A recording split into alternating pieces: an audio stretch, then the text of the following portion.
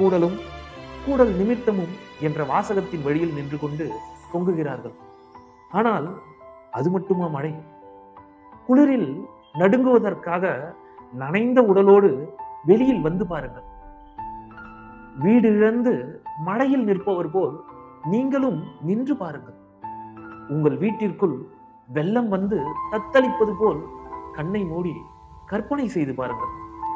முடிந்தால் உங்கள் குழந்தை காட்டாற்று வெள்ளத்தில் கண்ணெதிரே இழுத்துச் செல்வது போல் நினைத்து பாருங்கள்.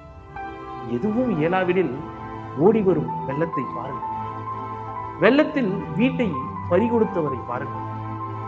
வெள்ளத்தில் இறந்தவர்களுக்காக வாயில் கை வைத்து கொஞ்சம் அமைதியாகவாவது இருக்கும்.